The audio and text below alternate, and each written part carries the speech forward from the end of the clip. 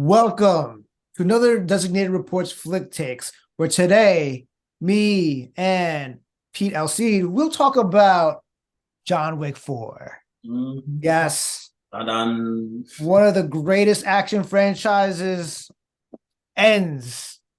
Spoiler alert. Mhm. Pete, what do you think? Well, before I saw the movie, I would say you would have spoiled it for me, I guess, because honestly, I was hoping and waiting for them to announce on John Wick 5 until I saw the movie. I'm like, what did you guys do to me? What did you guys do to me? Now, granted, yeah, we know they're gonna do, other movies, that are related to it, but it's too bad that, John Wick is not gonna come back as John Wick again, unless they give him another dog, or the dog is coming to revenge this time. I don't know, but yeah, yeah. But I do think this movie was a very good movie. I mean, I was a bit disappointed towards the end or at the end of it, but I loved it. I did enjoy it, and I love action movies. And when I hear that an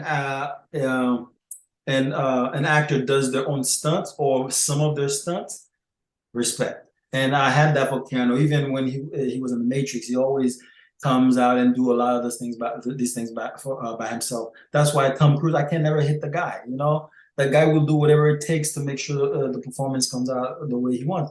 And Keanu did the same thing for these John Wick franchise. He did from the beginning. He came out hot, and that definitely revived his career. And now this is the end of it.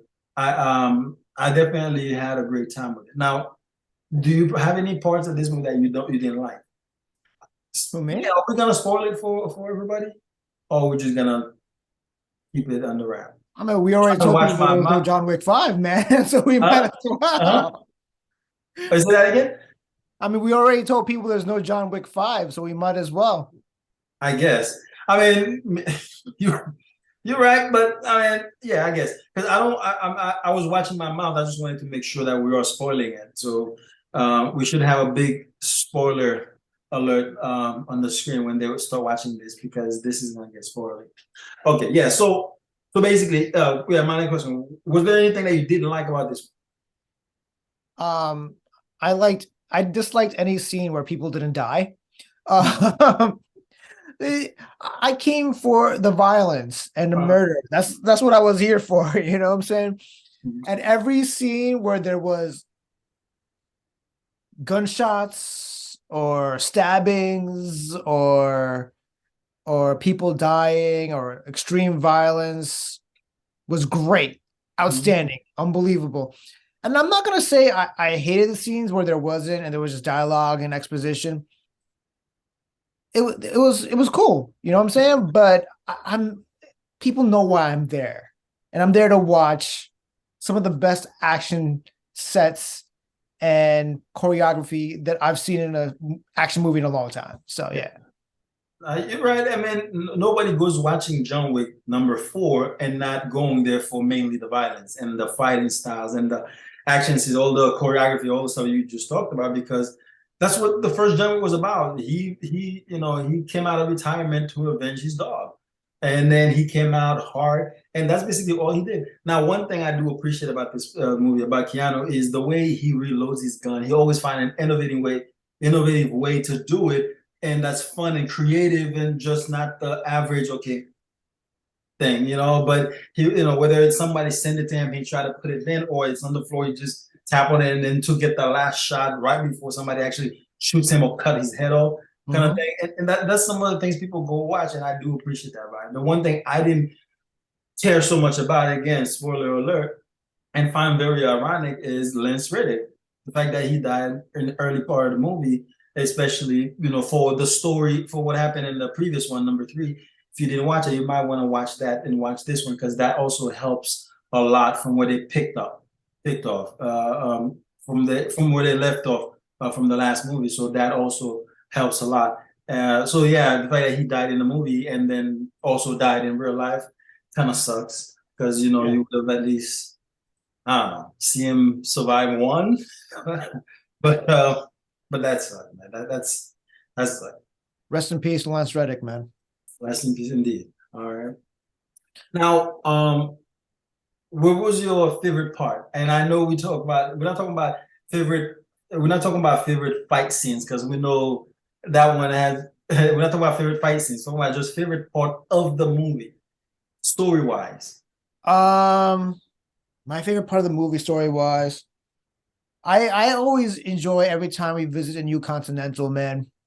Anytime, like I remember in John Wick 3, we went to where? Casablanca, right? And we saw the Continental there. And this time we go to Osaka, Japan. And I just like the variations of the Continental and how it's very culturally appropriate for each Continental. And it's cool to me, you know what I'm saying? How about you, bro? It is. And what you say is definitely I like it, but I think um what one thing I like is that John Wick never sort of backed down, and he his character doesn't change as far as whether it's one person coming after him or the whole thing, the whole crew or the whole the whole industry coming after him. He always maintains his maintain not innocent person. He always maintained his stance and wanted to go after it. Like when they give him the deadline and they said that if he doesn't do this, then everybody's coming after him. He just said, let them come. He doesn't play that and I think it is in character for who John Wick is. If he backed down, then it would have felt like he's shortchanged, or this time he's afraid.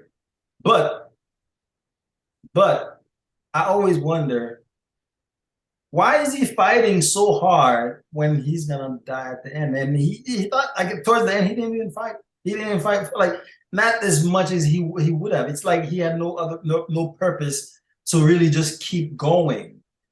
But I'm sure it's something he should have known, or he would have known before this whole thing came down crashing on him. I mean, the man fell down a flight of stairs for a good 4 or 5 minutes, man. Like, and he fell down and hit every single stair. So you surprised he died? Not me. You know what I'm saying? But in John Wick 1, 2, he fell off of like the roof of a building that's kind of higher than the flight of In John steps. Wick 3, yeah, he fell off the Continental. I mean, it wasn't just that. Even in I think it was one. Like so many car accidents, like nobody survives that. And the fact he survives it is cool. It's just like we were talking about the Ant-Man, the guy's supposed to be a huge deal, and then the ant comes and take him out. Kind of. That's why I couldn't believe that, whether or not he's dead. But research is showing based on the difference of both storyline and all these other reviews and stuff like that, he's not really dead. But yeah, we'll get to that part again. But I don't know. I think I just feel like that sort of I don't know. It just tells me like, okay, yeah, the guy is larger than life. You hear the name, but then this is what killed him. He's fought thousands of people. Like we're talking like in one fight scene too, in one scene, and that's what killed him. But anyway, I I just mean, have to see some of these big people or name or some of these people who fall for the slightest little thing. well, I know throughout the whole all of those movies, they pretty much called him a force of will, Mm-hmm. right? And Boogeyman, yeah. Or died, he's and the one they sent to kill the boogeyman, yeah. yeah, Baba Yaga, right? Yeah.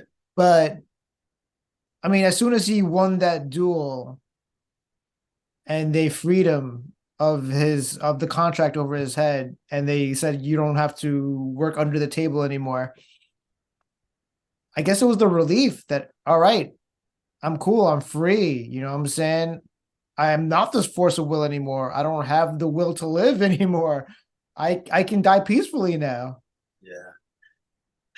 Don't get me wrong. I like the story. It's just, I think it's more of my disappointment over anything else. But anyway, now let's get to the part that you were waiting for. Your favorite fight scene. Well, what's yours, bro?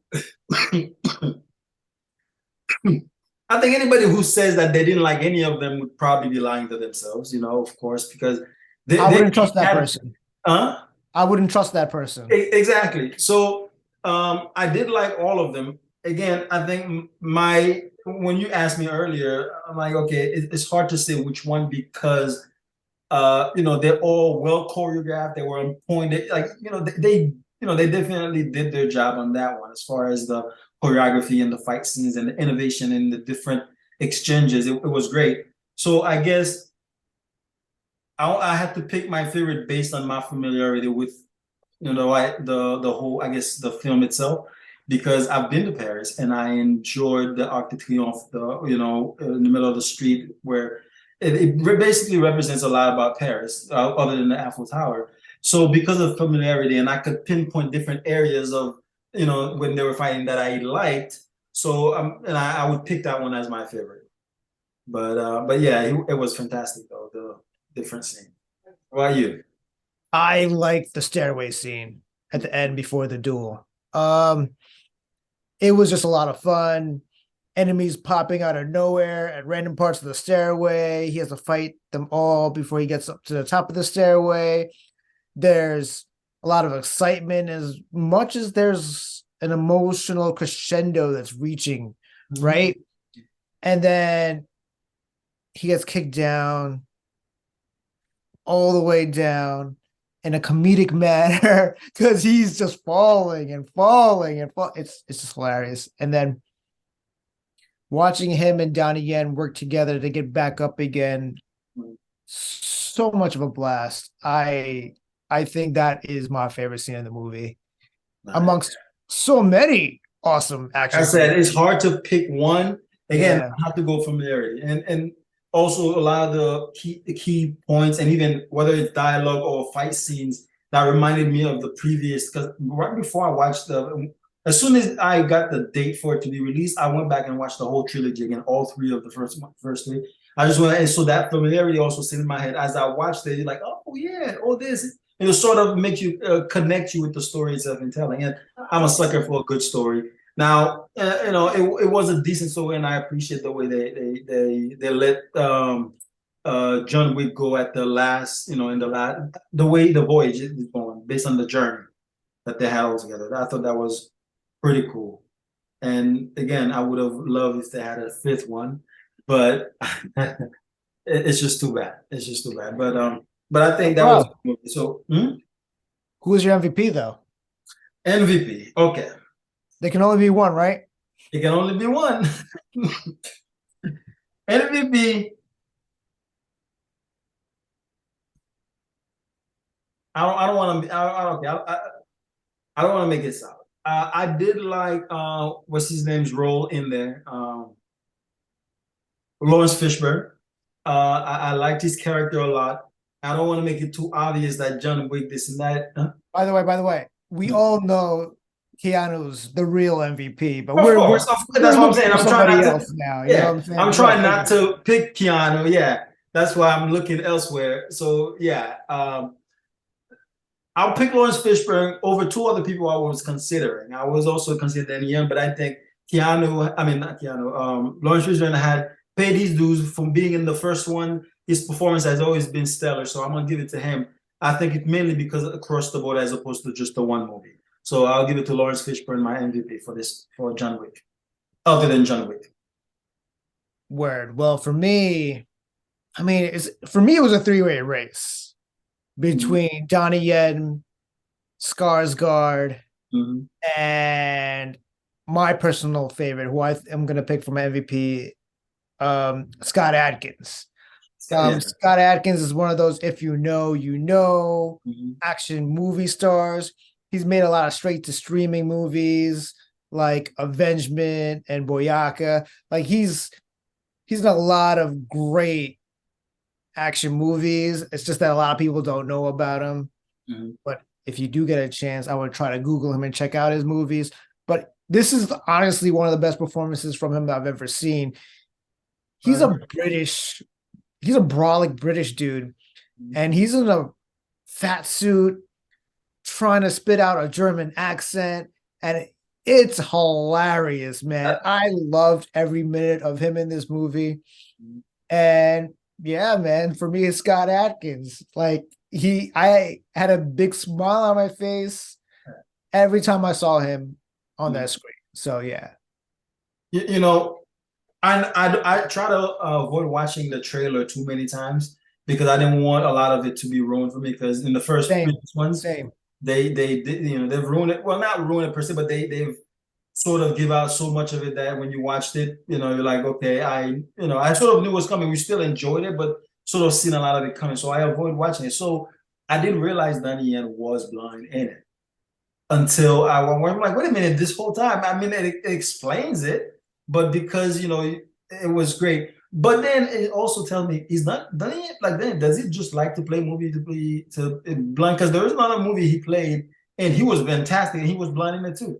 So I'm like, why is it? Why does it keep Why is he taking? blind all the time? I mean, yeah, So that I thought that was interesting. But Dunyan, he always. I love his style in general. His style, both fighting style and the way he carries himself for each of the characters. The way I love his performance. And whenever I hear that they add him to a cast, I know that it's gonna be pretty good. And he's done very well so far. Bro, Donnie Yen, like, if you've watched him in movies, you know this man just knows how to move. Mhm. Like, he makes fight scenes look like ballet. Like Yeah. it's Mhm. an art form. Yeah. And he just brought that to this movie where it's like every movement has meaning. Mhm. He's efficient, he's clean, there's Yeah. no wasted motion. I feel the same way about the other guy. Him and this other guy. I'm drawing a blank for his name right now, but he played Shang-Chi's father in Shang-Chi. Oh, Tony Leung. But yeah, I like the way he does his fighting style too because he does this the same way. It's very very charismatic, but at the same time very subtle. And he just has his cadence. Nice. I like the way he does Oh, his he's one movie. of the best actors of all time, man. That guy's great. Yeah. Fantastic. But yeah, anyway, hopefully, you guys enjoy this review because again, so what would you say on a percentage scale, what would you say for whether people should go see it or wait for it to come on streaming? I mean, I thought it was a 5-star movie, man. Like, like there are scenes in this movie. Like the worst scene in this movie would be a centerpiece action scene, Mhm. and a lot of great action movies. But this movie has 5 awesome action scenes where you're just like, what? And then the next one comes up, and you're like, wait, they topped the last one. And then the next one happens after that, and you're like, wait, are Yeah. they still going? It's incredible. I don't know how you can watch this movie and hate on this. And if you do hate on this, you don't have a beating heart. You're not a red-blooded American male or female. And This movie and definitely. you gotta love this movie too, man. There's no This hate, there's no movie love. Come on, it's man. it's one of those movies that would be in the Mission Impossible calibers. The more you try to like in Fast and the Furious, and I'm talking about in terms of extreme measures. So from one chapter to the second to the third chapter, they always up the MTs when as far as the how ridiculous this can get. It's one thing when you say, okay, a group of people went after John Wick. Another, you say, okay, yeah, the whole America. Now you say the whole world is going after this guy. Every continental is going to put together and hire as many assassins as they can, and they're all coming after the one guy. They're always up the antes, making you feel like, okay, yeah, the case is a lot tougher to deal with, and John Wick overcome it every time. And I think that's what made this movie pretty good. And not because he couldn't, and they're not giving you the whole thing, but they give you the Van Damme. I call it the Van Damme recipe. You get beat up, kind of like Rocky. You get beat up a lot, but at the same time, you're still gonna go throw a lot of big punches, and at the end, you prevail. Kind of like the '80s way. That's how they did movies back then, right? Damn But right. for some reason, I had a Van Damme thing, and every time I have I don't know, I would think of an actor. For some reason, I just want to binge all their movies. I went back. I had a Van Damme thing last week, and I binged all his previous movies: Lionheart, Bloodsport, like all these what do you call it, kickboxing, just all the '80s, '90s movies that I grew up on. I kind of enjoyed before. Just went and watched a whole bunch of his movies, even The Expendables, the one he was in. I Mm. watched. Yeah, just one of those things. But anyway, hopefully everybody enjoy this review. If you do, or there's something we didn't point out, or you have a favorite, please point it out in the comment section, and then we'll go from there. Again, my name is Pete, and you're with. Hasib. All right, we'll see you in the next one. Take care.